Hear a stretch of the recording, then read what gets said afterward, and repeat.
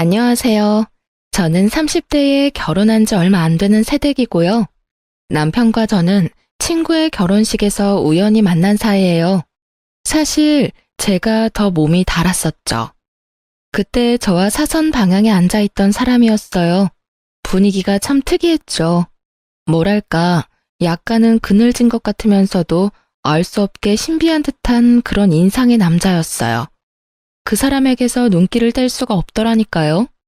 친구의 친구 몇 다리를 건너서 그 사람이 뭘 하는 사람이며 그 사람의 연락처까지 알 수 있었죠. 알고 보니 그 사람은 명문대를 나와서 현재 공무원 5급 공채 시험을 준비 중인 사람이더라고요.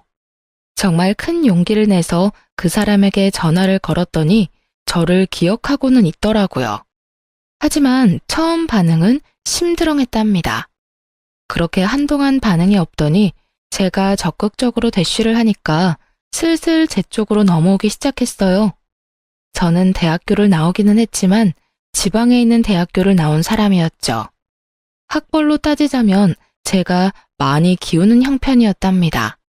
서로 마음만 맞는다면 까짓 학벌이 뭐냐 하는 생각이었죠.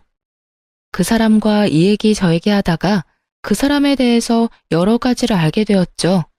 어머니가 일찍 돌아가셨다고 하더군요.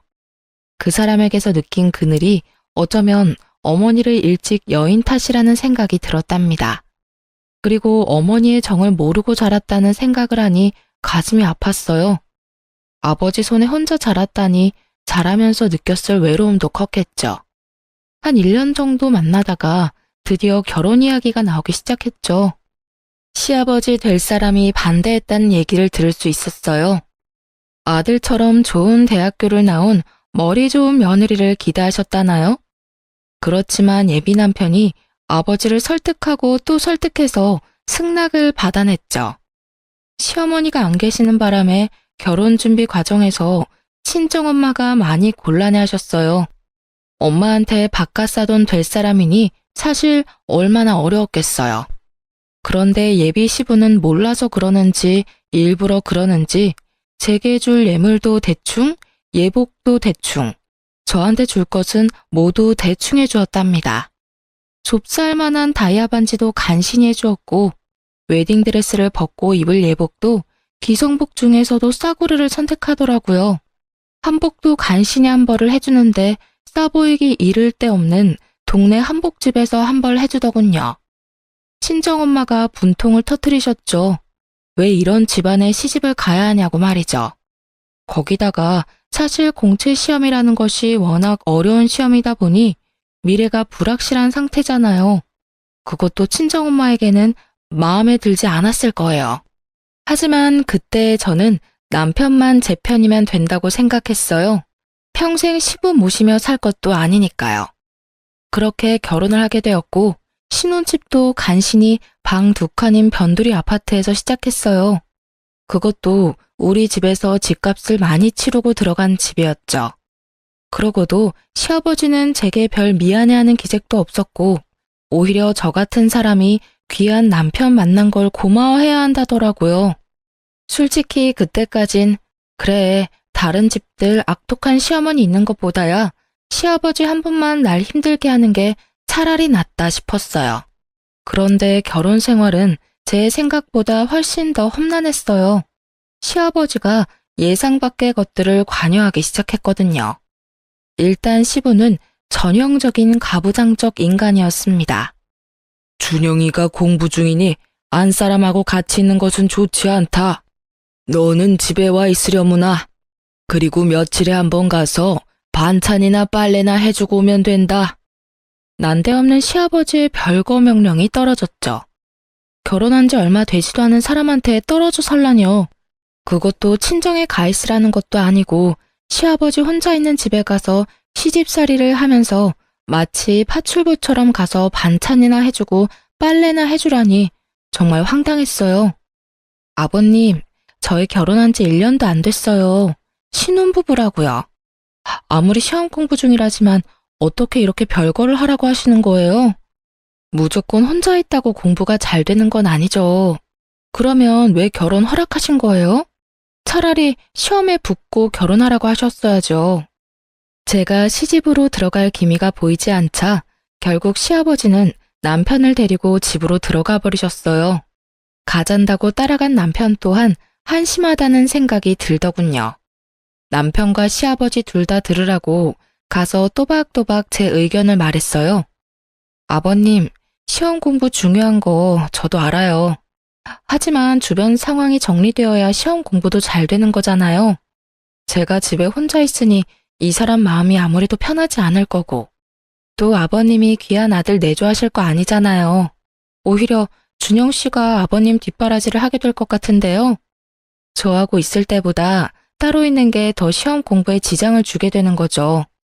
그런데 다음 순간에 정말 상황에 어울리지 않는 생뚱맞은 소리가 들려왔어요. 무언가 깨지는 소리가 날카롭게 공기를 찢었죠. 시아버지가 제가 하는 말을 버릇없는 말대꾸라고 생각했고 그 분을 이기지 못해서 사기 재질로 되어 있는 잿더리를 벽에다 던진 것이었어요. 잿더리가 산산조각이 나서 사방에 흩어졌죠. 아버님, 저희가 기왕 결혼을 한 이상 아무리 부모님이라 해도 이러실 권리가 없으신 거예요. 그걸 왜 모르세요? 그리고 아버님, 사람을 향해서 던지지는 않으셨다고 해도 이건 엄연히 폭력이에요. 어떻게 맞이한 지 1년도 안 되는 며느리 앞에서 이런 충격적인 모습까지 보여주세요? 남편이 제 입을 막고 끌다시피 밖으로 데리고 나오더라고요. 내 말 틀린 거 하나도 없잖아. 그리고 준영 씨도 그래. 어떻게 새신랑이 오란다고 그렇게 홀딱 가버려? 집에 새 신부 혼자 놔두고 말이야. 귀를 막고 한번 물어봐. 세상 천지에 시아버지 집에 들어와 사는 며느리가 어딨어. 그것도 단 둘이. 당신은 이게 경우에 맞는 요구라고 생각해? 남편이 싹싹 빌다시피 제게 사정을 하더라고요. 아버지가 원래 가부장적인 분이야. 자라면서 아버지 뜻을 거역해 본 적이 없어. 어머니도 살아생전에 아버지 의견 반대하는 건 거의 본 적이 없고. 당신이 이해해, 응? 참나, 뭐 이런 경우가 다 있나요? 아니, 가부장적이면 그 요구가 아무리 불합리해도 다 들어야 한다는 건가요? 저는 남편의 이런 해명이 더 이해가 안 가더라고요. 그래서 저는 남편더러 시험 공부 뒷바라지 제가 제대로 할 테니 집으로 돌아가든지 여기 눌러 앉아서 다시는 저를 볼 생각을 말든지 둘 중에 하나를 택하라고 했어요. 그리고 이런 뜻을 시아버지에게도 분명히 전했죠. 신혼 초부터 별거 하느니 차라리 헤어지겠다고 시아버지에게 대들고 대들어서 남편을 집으로 데리고 가는데 성공했어요. 첫 번째 라운드는 제 승리로 끝난 것이었죠. 가면서 시아버지한테 본의 아니게 말대꾸를 하게 되어서 죄송하지만 이렇게 하는 것이 순리이니 아버님께서 이해해 주시길 바란다고 진심을 담아 말했어요. 시아버지가 아무 말도 못하더군요. 제 성격이 원래 이렇게 도리가 아니거나 좀 불의한 것을 보면 못 견디는 성격이거든요. 이런 제 성격과 시아버지의 가부장적인 성격이 충돌해서 시아버지와 저 사이에 대립은 자주 일어났죠. 거기다가 자식에 대한 긍지가 너무 지나친 사람이었어요. 저희 집에 자주 와서 둘러보고는 이건 이래라 저건 저래라 하는데 이건 뭐 시어머니보다 더하더라고요. 시아버지 시집살이가 더 맵다라는 말이 떠오를 수밖에 없었죠. 반찬이 이게 뭐냐? 네 남편이 무슨 소냐? 불밭이 따로 없구나. 이래가지고 체력이 필요한 시험 공부를 제대로 할 수나 있겠니? 우리 집 반찬까지 가지고 트집을 잡는 것이었죠. 사실 지금 상황에 제가 작은 회사에 다니면서 버는 돈으로만 두 식구가 살림을 하고 있는 중이었어요. 그다지 넉넉할 리가 없었죠. 돼지고기는 기름기도 많고 건강에 좋지 않다. 공부하느라고 앉아있는 애한테 먹일 만한 음식이 아니야. 고기를 먹이더라도 소고기를 먹여라. 하루에 한 끼는 소고기로 단백질 섭취를 시켜줘야 해. 소고기 좋은 거 누가 모르냐고요. 하지만 당신 아들이 아직 수험생인데 무슨 돈으로 하루에 한 번을 꼭 소고기를 먹일 수가 있겠어요?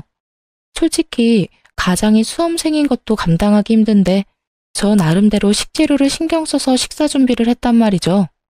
수중에 있는 돈을 고려해서 건강한 식재료 찾는 게 어디 쉬운 일인가요? 그런 일에까지 참견하는 시아버지가 참 경우 없다 싶더군요. 이렇게 시아버지와 제가 사사건건 대립하던 중 드디어 남편이 시험에 합격했어요. 정말 눈물이 날 만큼 기뻤답니다. 시아버지도 뛸 듯이 기뻐했죠.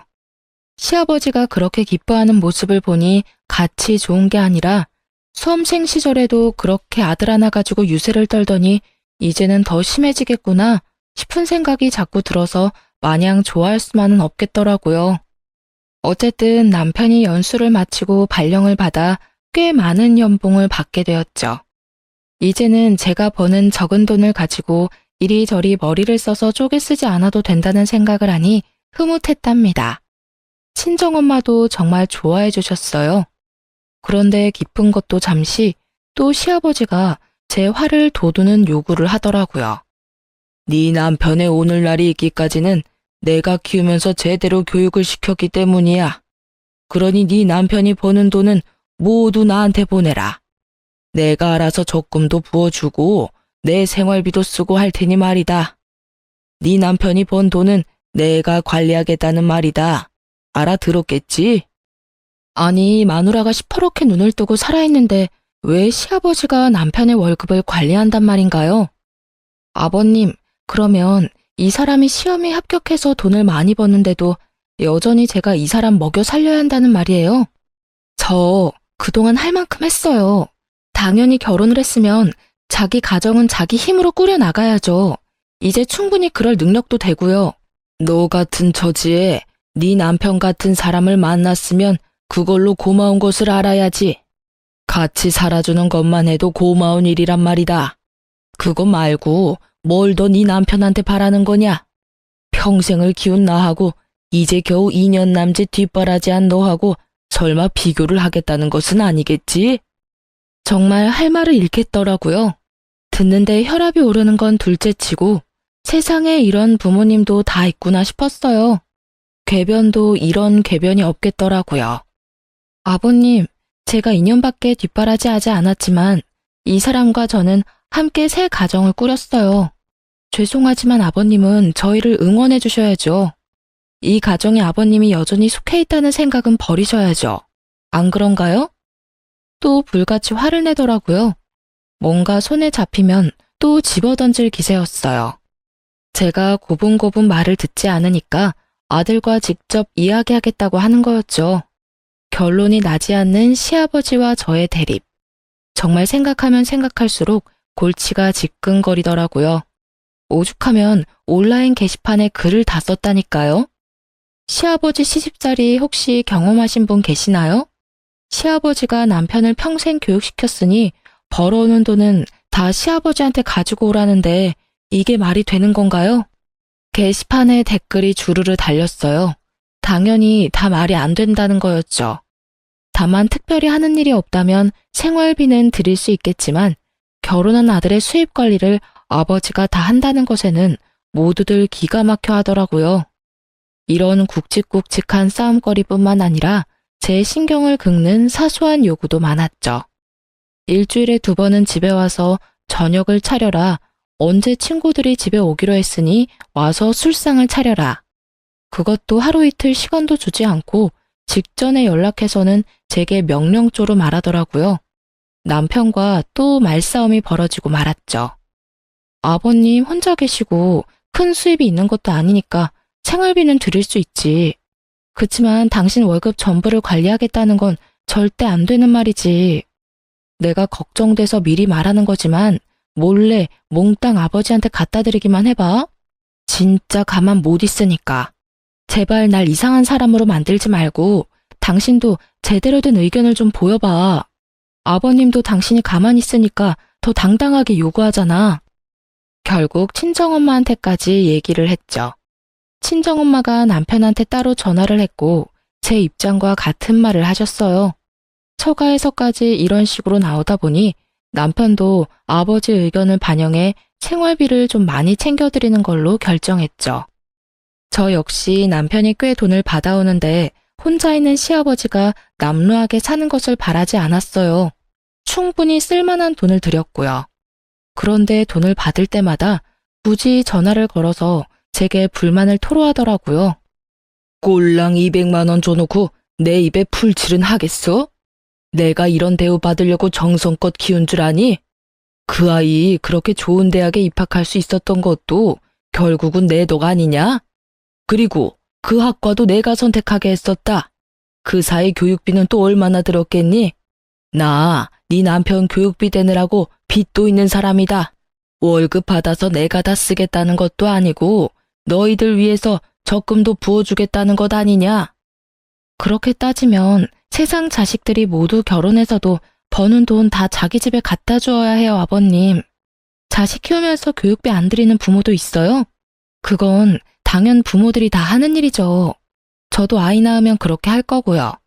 그런데 왜 아버님만 하신 것처럼 말씀하세요? 키움값 받으시는 건 알겠는데 그러니 넉넉하게 챙겨드리잖아요. 볼 때마다 시아버지 얼굴에 불만이 다닥다닥 붙어 있었어요. 그래도 생활비 많이 주니 넘어간 줄 알았는데 제 착각이었던 거죠. 내 친구들을 보니까 요즘 내 나이대에 많이 타는 튼튼한 차를 굴리고 있더구나. 나는 지금까지 차도 없이 지내왔다. 그런데 내 아들이 이제 나 차 사줄 돈은 충분히 버니까 차 한 대는 내 명의로 만들어 놔라. 이것까지 설마 안 된다는 말은 안 하겠지? 사실 우리 집에도 차가 있기는 했어요. 제가 결혼 전부터 타는 차였어요. 그걸 좀 바꿔야겠다는 생각을 하고 있던 중이었답니다. 이미 하던 일에서 퇴임을 하시고 왔다 갔다 하는 범위가 정해져 있는 시아버지한테 그런 좋은 차가 왜 필요한지 모르겠더군요. 사실 우리 차를 바꿔서 저는 이제 그만 타고 남편이 끌고 다니게 하려고 했었거든요. 시아버지한테 이런 뜻을 전했죠. 그랬더니 뭐라는 줄 아세요? 생활비도 많이 안 주는데 자기 차는 꼭 새 걸로 사달라며 우리가 사려고 했던 새 차에 대한 할부값은 꼭 제 월급에서만 해결하라고 강조하더라고요. 남편에게 혹시나 시아버지 차 사는 일에 단 한 푼이라도 더 갔다가는 이번에는 정말 이혼이라고 으름장을 놓고 말았네요. 그런데 이 파파보이가 결국 아버지 고집을 꺾지 못하고 기어코 할부로 차를 샀던 모양이에요. 그것도 저한테 숨기고 있다가 남편의 카드 명세서를 보고 알게 되었답니다. 제가 이미 예고한 대로 짐을 싸서 친정으로 가버렸어요. 남편이 예상보다 늦게 친정으로 찾아왔더라고요. 거의 보름이나 지난 다음에 저를 데리러 왔죠. 부모님은 그런 남편을 보고 혀를 끌끌 차며 말하셨죠. 직업이 좋을지 모르나 이리 보나 저리 보나 참 마음에 안 드는 사위라고 말이죠. 결국 시부차는 저질러 놨으니 저희 차를 미루기로 했네요. 남편이 자신은 굳이 차가 필요하지 않다고 알아서 뒤로 빠졌어요. 시아버지와 저의 싸움을 좀 줄여보자는 생각에서였겠죠. 그래서 제가 타던 차는 같이 타기로 마무리됐고 좀 더 바쁜 일이 있는 사람이 차를 먼저 쓰기로 한 거였어요. 그런데 시아버지의 요구는 그것으로 끝나지 않았어요. 집안의 도배를 모두 새로 해야겠으니 그 비용을 대고 와서 일하는 사람들 감독을 하라고 하기도 했고요. 언제는 또 친척 중 누구 결혼식에 가는데 그때 입을 명품 로고가 붙은 양복을 꼭 마련해 내라고 하기도 했어요. 이건 무슨 명품 핸드백 사달라는 시어머니하고 다를 바가 없더군요.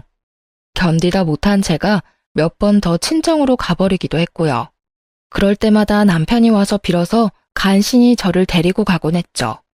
아무튼 그렇게 시아버지는 제 생활 최대의 스트레스였답니다. 결혼 전에는 시어머니가 안 계시다기에 시집살이에 대한 스트레스는 없을 것이라고 생각했었어요. 며느리 사랑은 시아버지라고 하잖아요. 우리 집에서 그런 말은 절대 해당 사항이 없었죠. 그러던 어느 날 제 퇴근길이었답니다. 그날은 거래처에 여기저기 다닐 일이 있어서 제가 차를 가지고 나온 날이었어요. 집으로 돌아가는데 옆에 아주 익숙한 차가 한 대 서 있더라고요. 바로 시아버지 차였어요. 제 스트레스의 주범인 시아버지였지만 길거리에서 우연히 보니 어쨌든 가족이라고 반갑기는 하더라고요. 그래서 차창을 내리고 아는 척을 하려고 하는 순간 조수석에 타고 있는 사람을 보게 되었답니다. 제 또래 정도밖에 안 되는 젊은 여자였어요. 시아버지가 운전을 하면서도 하도 다정하게 얘기 중이었기에 저는 도로 차창을 올리고 말았죠. 하지만 궁금하기는 하더라고요. 시아버지는 그 여자와 뭔가 긴히 이야기를 하는 것 같았고, 그래서 슬쩍 따라가기가 쉬웠어요. 차가 시내를 관통해서 미사리 쪽으로 가더니 한 분위기 있어 보이는 카페로 들어가더군요. 저도 최대한 먼 곳에 차를 대고는 몰래 따라 들어가 보았어요. 들킬까봐 테이블에 앉지는 못하고 문 밖에서 두 사람을 지켜보았죠. 이야기가 정말 긴한 이야기인지 제가 여러 번 빼꼼히 카페 문을 열고 들여다보는데도 얘기하는 것에 여념이 없더라고요.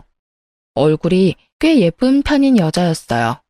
지적인 분위기가 철철 흐르는 여자여서 둘이 어떤 관계일까 너무 궁금하더라고요. 아버님 말야, 혹시 너무 외로우신 건 아닐까? 나 오늘 길거리에서 아버님 차에 젊은 여자가 같이 탄 거 봤어. 미사리까지 가시던데. 얘기도 아주 긴한 얘기인 것 같았고, 내가 보기엔 보통 사이가 아닌 것 같았다니까. 남편이 픽 웃더군요. 그러더니 갑자기 그 여자가 어떻게 생겼는지 대략 이야기를 해보라는 것이었죠. 제가 얘기를 하고 나니 남편이 갑자기 더 크게 웃더라고요. 누군지 내가 알 것 같다. 걔는 아버지 사촌 형제 딸이야. 나랑은 그러니까 육촌간이 되는 여동생이지. 미국에 있다가 최근에 귀국했어. 바로 그 애구만 뭐. 그런데 요즘 세상에 당숙하고 당질이 뭐 그렇게 가까운 사이야? 그렇게 긴히 나눌 말이 뭐가 있어. 아무튼 여자의 정체가 제가 생각하던 그런 것은 아닌 모양이었어요. 그런데 그 여자는 그 이후에도 시아버지 옆에서 자주 눈에 띄게 보이더라고요. 심지어 시집에서 그 여자를 본 적도 있었죠. 요즘 세상에 당숙과 당질이 뭘 그렇게 자주 만날 일이 있냐고 남편에게 다시 물었어요. 아, 그건 걔가 한국에 들어와서 사업 하나를 구상하고 있나 봐. 커피 전문점을 하나 열고 싶어 한대. 그런데 아버지는 이미 돌아가셨고 사실 의논할 사람이 우리 아버지밖에 없나 봐. 아버지가 젊은 시절에 걔네 아버지 되는 당숙한테 신세진 적도 있었고 최근에 귀국해서 한국 물정을 잘 모르기도 해서 도와줘야 되거든. 뭐 그런 사정이라니 그런가 보다 했어요. 그러니까 저한테 육촌 시누이가 되는 사람이었죠. 남편보다 손 아래라고 했어요. 그래서 그 육촌 시누이에 대한 이야기는 잊고 있었고 그렇게 몇 주가 흐른 다음이었어요. 친정엄마가 밑반찬을 아주 넉넉히 해오시면서 제 시부에게도 갖다 주라고 하기에 반찬들을 챙겨 들고 퇴근 후 조금 늦은 저녁에 시집으로 갔죠. 엘리베이터에서 내렸더니 현관문 앞에 어떤 여자가 문을 열고 나오고 있더라고요. 그 육촌 시누이 되는 사람이었어요. 그 여자가 고개를 들고 저를 보더니 깜짝 놀라더라고요. 안녕하세요. 말씀만 들었지 인사는 처음이네요. 제가 아마 옳게 되는 입장일 거예요. 그렇게 말씀 들었어요. 안녕하세요. 저도 말씀 많이 들었어요. 다음에 뵐게요. 제가 지금은 바쁜 일이 좀 있어서. 뭐 그리 놀랄 일이 있었던지 어딜 빨리 가봐야 한다며 도망치듯 그 자리를 벗어나더라고요. 그런데 너무 서둘다 보니 핸드백이 도어락 손잡이에 걸리면서 바닥에 뭔가가 떨어지더군요. 집어들고 보니 가방 장식품이었어요. 비싸 보이는 물건이라 꼭 전해줘야겠다고 생각하고 아래층으로 따라 내려갔죠. 찰나의 순간이라 아직 멀리 못 갔을 거라 생각했는데 쉽게 보이지 않더라고요. 두리번거리다가 다른 동까지 와버렸고 마침 어떤 여자 통화 소리가 들리는데 그 여자 같더라고요. 나 정말 깜짝 놀랐어. 갑자기 문 앞에 서 있더라니까. 언제까지 기다려야 하는데 아버님한테 무슨 대책이 있으신 건데 그 여자랑은 정말 언제 헤어질 거야? 이 말만은 정확히 들을 수 있었죠. 하지만 지나가는 자동차 소리에 더 자세한 말은 들을 수 없었어요. 속으로 이 시누이도 애정관계가 복잡하구나 생각했답니다. 목소리가 들리는 방향으로 찾아갔죠. 아가씨, 여기 뭐 하나 떨어뜨리고 가셔서. 그야말로 유령이라도 본 듯 기겁을 하며 도망을 가더라고요. 정말 빠른 속도로 그곳을 벗어나는 거 있죠? 남편이 퇴근한 후 이 이야기를 하면서 집까지 드나드는 이유가 뭐냐 물었죠.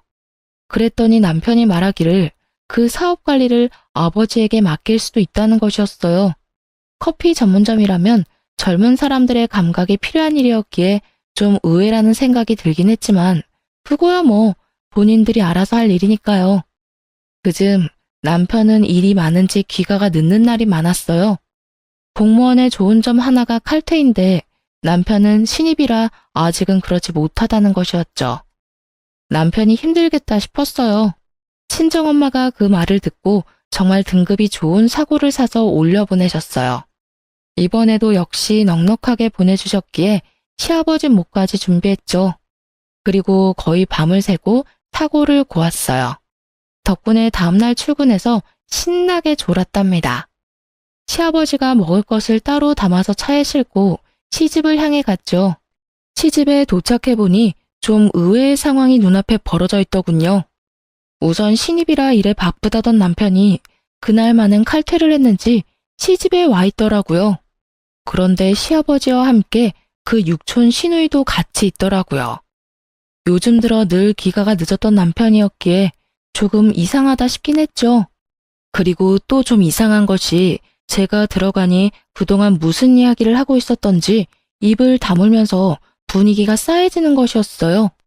할 얘기를 해봤자 시누이가 벌인다는 사업 이야기밖에 없었을 텐데 그 이야기가 저 있는 곳에서는 못할 이야기인가 싶더라고요. 하긴 우리 시아버지가 저를 무시하는 거야 뭐 잘 알고 있긴 하지만요. 저 같은 사람이 남편과 살고 있다는 것 자체를 고마워해야 한다는 사람이잖아요.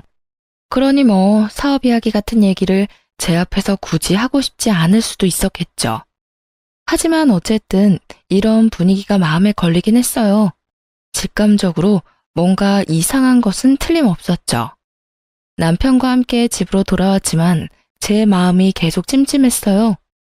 남편이 샤워를 하고 피곤하다며 먼저 잠에 떨어지고 나서 침대 옆 협탁 위에 있는 남편 핸드폰이 눈에 띄었죠. 패턴이 걸려있더군요. 하지만 남편은 제가 아는 한 일과 아버지밖에 모르는 단순한 사람이었죠. 슬쩍 멀리서 보았던 패턴을 비슷하게 따라해보니 금방 풀리더라고요. 시아버지와 주고받은 문자가 우선 보이더군요. 어떤 방법으로 일을 처리하시려고 그러시는데요. 어떻게든 이 애비가 알아서 할 테니 기다려라. 이런 내용밖에 별다른 내용은 없었어요. 하지만 처리한다는 그 일이 어떤 일인지 궁금하긴 하더라고요. 그리고 패턴이 열린 김에 남편의 핸드폰을 구석구석 살펴보았죠. 그러다가 앨범에서 그 시누이와 남편이 찍은 사진을 발견하게 되었어요. 좀 상식적이지는 않더라고요. 요즘 세상 사촌간에도 특별한 경우가 아니면 그다지 교류가 없는 판국에 육촌남매가 같이 사진 찍을 일이 뭐가 있나 싶더라니까요. 셀카는 아니고 누가 찍어준 듯 한 방향을 바라보고 같이 웃고 있는 사진이었어요. 그런데 그 순간 갑자기 제 머리를 치고 지나가는 기억 하나가 있었죠. 그때 그 신우의 통화 내용 말이에요. 특히 그 갑자기 문 앞에 서 있더라니까 라는 대목에서 갑자기 문 앞에 서 있던 사람은 저밖에 없었거든요. 그렇다면 절 보고 그렇게 놀랐다는 말인데 저는 그 집 며느리 되는 사람이잖아요. 전혀 놀랄 이유가 없는데 뭔가 제게 숨기는 게 있다는 거 아니겠어요? 곰곰이 생각하던 중 한 가지 계획을 세우고 시집을 방문했어요. 하지만 세 사람이 같이 있는 경우가 드물더라고요. 남편도 제 시간에 퇴근하기 시작했죠. 제 계획을 실행하는데 한 달이 넘게 걸렸어요. 저는 일부러라도 시집을 자주 방문했어요. 결국은 기회가 오더라고요. 예고 없이 찾아가 보니 마침 세 사람이 또 같이 있는 날이었어요.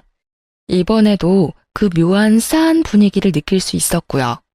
저는 일부러 이것저것 싸간 음식을 늘어놓으며 분위기를 유쾌하게 하려고 했죠. 그런데 그 분위기가 여관에서 자연스러워지지 않더군요. 제가 가지고 간 음식을 다 먹은 두 남자가 담배를 피우겠다고 베란다로 나갔죠. 아가씨, 한식집 차리신다면서요? 한식집은 일할 사람도 많이 필요하고 아무래도 아버님같이 연세 좀 있으신 분이 관리해 주셔야 할 거예요. 그나저나 여러 가지로 바쁘시겠어요. 남편이 분명 커피 전문점이라고 말했지만 일부러 넘겨짚어 물어본 것인데 역시나 걸려들었어요. 그러게 말이에요. 제가 최근에 주로 미국에 있었기 때문에 그 사이 한국 물정을 많이 잊어버렸어요. 그래도 한국 땅이니 한국 먹거리가 제일 잘 팔릴 것 같아서 그걸로 삽 아이템을 정했어요. 이제 그 세 사람 사이에 제가 모르는 모종의 일이 있다는 것은 제 막연한 짐작이 아니라 분명한 것이었죠. 집에 들어와서 곰곰이 생각에 잠겼어요. 그리고 다음날 신우의 어떤 말도 또 머릿속에 떠올랐죠. 바로 핸드백 장식을 주러 나갔을 때 한 말. 그 여자랑은 언제 헤어질 건데? 라고 전화에 대고 하는 말이었죠. 여기서 그 여자라 함은 바로 저를 칭하는 말이라는 생각은 지나친 것일까요? 저는 고개를 여러 번 저었답니다. 설마 아닐 거야, 아닐 거야 했죠. 다음날 남편을 먼저 출근시킨 다음 바로 흥신소를 붙였답니다. 흥신소에서 연락이 오기까지 기다리는 시간이 그리 길지 않았어요. 바로 며칠 만에 흥신소에서 아주 결정적인 사진 몇 장들이 우선 날아왔거든요. 육촌 시누이 혈족이라면서요. 다정하게 같이 모텔에 드나드는 사진도 있더라고요. 기도 안 차더군요. 남편의 퇴근 시간, 그 여자가 남편의 직장 앞에 서서 기다리는 사진도 있었죠. 흥신소에서 보내온 동영상에는 제가 모를 자동차를 타고 둘이 서울 근교로 나가는 것도 포함되어 있었습니다. 직업이 공무원인 만큼 조심해야 했겠죠. 숙박업소 출입은 주로 서울에서 좀 떨어진 곳에서 잡았고 퇴근 시간이 늦었던 이유가 이 여자 때문인 것도 알게 되었네요. 흥신소의 말로는 남편은 거의 정시 퇴근을 한다고 말해줬어요. 남편이 제가 모든 것을 알고 있다는 것도 모른 채 집에 와서 하는 꼬라지를 당분간 지켜보았어요. 퇴근할 때마다 무지무지 피곤해 보이더군요. 하긴 그 먼 거리를 운전해서 나갔다가 숙박업소에 들어갔다 나오고 또 반대 방향인 집까지 먼 거리를 운전해서 오려니 얼마나 피곤하겠어요. 아주 단순한 인간인 줄 알았더니만 피곤해하는 연기는 꽤 수준급이더군요. 이후에 보내오는 사진들도 가관이었어요. 커플 모자에 커플티를 착용한 사진부터 시작해서 놀이공원에서 아이들처럼 천진하게 뛰노는 사진까지 별별 사진이 다 있더라니까요. 둘이 불륜관계라는 것은 이제 분명했죠. 그리고 당연히 육촌 시누이라는 것도 거짓말이었을 테고요. 하지만 한 가지 여전히 해결되지 않는 것이 있었어요. 바로 시아버지가 이 일에 어떻게 관련되어 있는지를 모르겠더라고요. 하지만 한 가지만 분명하잖아요. 적어도 시아버지가 둘의 관계를 미리 알고 있었거나 알고 난 후에 묵인했다는 것이었죠. 모든 증거를 확보하고 남편에게 직접 물었습니다. 사진들과 동영상이 담긴 USB를 남편 앞에 던졌어요. 그걸 본 남편의 얼굴이 마치 죽은 사람처럼 핏기가 없어지더군요. 남편을 추궁했어요. 우선 얼마나 된 사이인지를 물었죠. 한동안 입을 다물고 있던 남편이 전부 포기한 듯 털어놓기 시작하더군요. 그 여잔 내가 대학교 때부터 좋아한 내 첫사랑이야. 잠시 사정이 있어서 헤어져 있다가 최근에 다시 만난 사이야. 정말 기가 막히더군요. 길거리에서 만나서 잠깐 즐긴 것이라고 하면 차라리 이것보단 나을 것 같았어요. 그런데 10년이 넘도록 간직해온 첫사랑이라뇨. 그렇게 첫사랑을 못 잊으면서 왜 저하고 결혼했냐고 따졌죠. 그랬더니 망설이면서 한다는 말이 더 가관이었어요. 제가 먼저 접근해왔지만 사실 저에 대해서 큰 관심은 없었다고 하더라고요. 그런데 친구들을 통해서 아름아름 알아보니 우리 친정이 잘 산다는 걸 듣게 되고 아버지와 의논해서 결혼을 결정했다고 말이에요. 친정이 잘 사니 수험 생활이 끝날 때까지 편하게 지낼 수 있을 것이라고 생각했다면서요. 그러니까 이 미친 부자가 수험 생활 동안 돈 꺼낼 수 있는 ATM이라고 저를 생각한 거예요. 결혼을 어떻게 수험 생활할 동안 생활비 대주는 용도로 생각했어? 그 좋은 학교에서는 그렇게 가르치나 봐? 첫사랑? 그래. 누구한테나 첫사랑은 있지. 그렇게 첫사랑이 소중했다면 어떤 이유로든 다른 여자와 사귀거나 결혼했으면 안 되는 일 아니었을까? 당신의 첫사랑이라는 그 여자도 당신이 시험에 붙을 때까지 생활비 대줄 용도로 다른 여자와 사는 걸 알고 있는 거고, 사랑하는 사람이면 서로 힘들어도 같이 살면 되지. 그깟 돈 때문에 좋아하지도 않는 여자를 옆에 두고 산다고? 웃기지 마. 수험 생활 뒷바라지 하는 게 힘들어서 그 여자는 널 찬 거야. 딱 보면 나오잖아. 그게 네가 말한 진정한 사랑이야? 당신은 그 잘난 머리로 공부만 하지 말고 사람 보는 눈을 높여봐. 하긴 내가 그런 말 할 처지는 안 되네. 당신이 뭐가 잘났다고 돈 써가며 내조했을까? 남편이 말없이 듣고 있더군요. 그 여자가 먼저 남편을 차서 헤어지게 되었다더군요. 그래서 헤어져 있는 기간 동안에 그 여자가 다른 남자하고 약혼을 했다가 파혼을 했다는 것도 듣게 되었죠. 그게 모두 미국에서 이루어진 일이라고 했고, 귀국해서는 남편을 찾았는데 남편은 그때 시험 공부 중이었고요. 그때 마침 제가 적극적으로 남편에게 대시를 했었던 바람에 결혼까지 한 거였죠. 웃긴 건 시아버지가 그 여자를 무척 마음에 들어한다고 말하더라고요. 남편과 같은 명문대 출신이라 머리가 좋다는 이유에서요. 시부가 얼마나 가부장적이냐면 자식을 낳으면 머리는 엄마 쪽을 담는 거라며 무조건 좋은 대학을 나온 사람과 결혼해야 한다는 이념을 가진 사람이었어요. 아무리 그래도 그렇지 이미 결혼식까지 치른 자식이 다른 여자를 만난다는데 뜯어 말렸어도 모자랄 판에 오히려 반가워했다네요. 정말 비뚤어진 아버지와 비뚤어진 아들의 합작품이 아닐 수 없었어요. 다음 날 남편놈과 함께 시부에게 찾아갔죠. 도살장에 끌려가는 소같이 구는 남편놈과 함께 도착했더니 시부도 뭔가 잘못되었다는 걸 알아차린 거죠. 이 사람 이제 다 자랐고 결혼까지 한 사람이에요.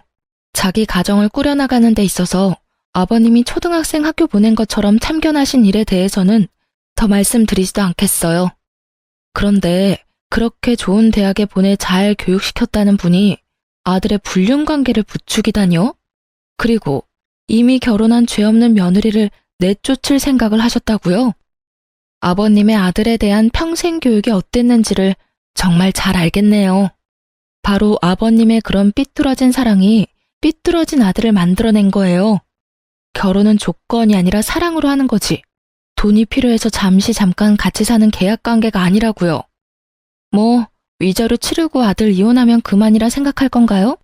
아버님이 돈 뜯어내는 ATM 정도로만 생각했으니 저도 순순히 물러날 생각 없네요. 뜯어간 만큼 도로 채워 넣으셔야죠. 아시죠? 저는 남편 수험 생활을 마칠 때까지 가정에 헌신했고 남편은 뒷바라지 해준 조강지처 배신하고 더러운 불륜이란 걸 저지른 불륜남일 뿐인 거. 물론 아버지로서 아들 불륜 눈 감아준 것도 법적으로 크게 작용할 거예요. 다들 그만한 대가는 치르셔야죠. 뭐라? 시끄럽다. 네가 끝까지 못 배운 티를 내는구나. 나를 감히 훈계해? 귀한 우리 아들을 너같이 못 배운 것한테 주려고 평생 그렇게 정성을 들였는 줄 아느냐? 거기다가 계집애가 남자에게 정신이 팔려 부끄러운 것도 모르고 먼저 뒷공문이 쫓아다니던 네가 내 마음에 들었을 줄 아느냐? 거기다가 생각한 만큼 돈도 안 쓰는 구두쇠 집안이더구나. 잘 산다기에 수험 생활할 동안 퍼줄 줄 알았지. 거기다가 고분고분하지도 않고 하나부터 끝까지 너는 내 며느리가 아니었어. 못 배웠다고 계속 무시하시는데 그쪽이야말로 하나는 알고 둘은 모르나 보죠? 세상 사람들은 뭐라 생각하겠어요? 법적으로 사기 결혼에 해당하는 행위를 오로지 돈 때문에 밀어붙였으면 그건 부모가 자식 이용했다고밖에 생각 못하죠. 그리고 귀한 아드님 공무원 만들 생각은 하고 한순간에 인생 망할 줄은 상상도 못했나 보죠? 이 사람 직장? 공직이죠. 그래서 더 알려야 한다고 생각해요. 이 사람은 공직을 수행해서는 안 되는 사람이죠. 제가 책임지고 끌어내려 줄게요. 사기 결혼과 불륜을 행한 공직자. 사람들이 얼마나 분노하겠어요? 조금 전까지 당당하던 시아버지가 싹싹 빌기 시작하더군요. 자신이 잠깐 정신이 나갔었다는 둥, 여러 가지로 저를 힘들게 했겠다는 둥. 이제 와서 일을 손바닥 뒤집듯이 없는 일로 만들려고 하는 것이었죠. 두 부자가 싹싹 빌다시피 하지만 저는 봐줄 생각이 없어요. 증거를 다 갖추어 투서를 했죠. 증거는 모두 갖추어져 있으므로 전 남편은 파면 내지 중징계가 불가피해 보였죠. 그리고 저번 온라인 게시판에 올렸던 글에 제 근황을 달았고 저를 걱정해주던 사람들이 전부 함께 그 부자를 손가락질하기 시작했죠. 저는 위자료를 듬뿍 받아내고 이혼했어요. 결혼 기간이 짧아 재산 분할 같은 건 할 게 없었지만 제가 가정에 충실히 기여한 점을 내세워 위자료를 최대한 받고 끝냈죠. 하지만 그 돈으로 제가 겪은 상처들의 큰 위로가 되진 않더라고요. 물론 상간녀에게도 소송으로 승소의 위자료를 받긴 받았는데 끝까지 진심이 담긴 사과를 듣진 못했거든요. 제 이야기를 들은 여러분이 조금 답답하셨을지도 모르겠네요. 남편을 너무 좋아했던 게 죄였나 싶기도 하고 큰 상처를 남기고 간 결혼이라 스스로 자책도 많이 했는데요. 하지만 사기친 놈이 잘못한 거지 사기 당한 사람이 잘못한 건 아니잖아요. 그리고 세상에 이런저런 부모 많다지만 이런 식으로 팔자 한번 펴보려고 자식 장사하는 부모를 처음 겪어봐서인지 솔직히 이제 결혼이란 게 너무 두렵네요. 제대로 된 집안에 시집 가려는 게 그렇게 큰 욕심인가 싶네요. 지금까지 제 결혼 생활에 대해 말씀드렸어요. 짧게나마 많은 위로와 응원 부탁드립니다. 감사합니다.